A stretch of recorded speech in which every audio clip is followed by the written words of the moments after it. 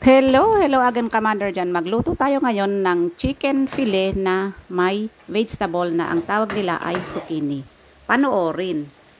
Ayan yung mga ingredients na gagamitin natin sa pagluluto. Kamatis, sibuyas, bawang, at saka yung chicken breast na 200 grams, at saka yung zucchini, black pepper, at saka chicken powder, salt, at saka yung cooking oil, at saka yung soy. Ayan. Umpisahan natin yung pagluluto. Ito ay ginisang chicken breast at soup.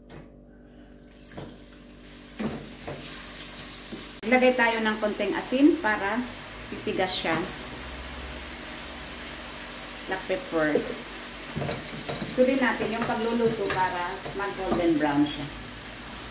Ayan, medyo nag-golden brown siya. Ilagay natin yung garlic. Ilagay natin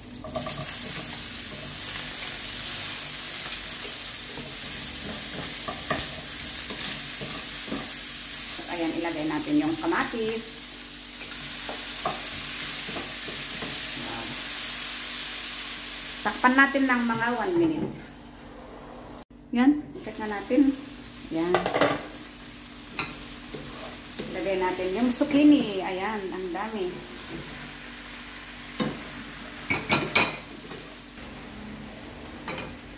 Takpan natin at antayin natin na lumambot yung zucchini sa mababang apoy.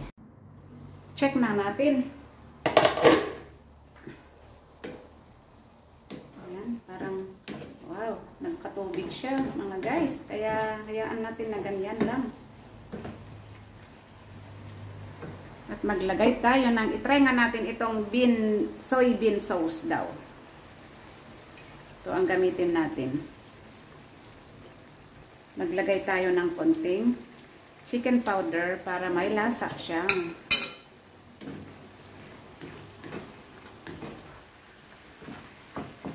Wow, parang mukhang masarap.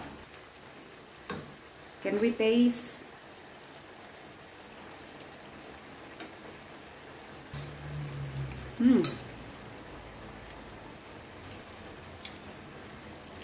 Tamang-tama yung lasa. Maraming salamat po sa laging panonood sa mga videos ko, at huwag nyo sanang i-skip yung ads at i-subscribe nyo sana yung YouTube channel ko. Maraming salamat!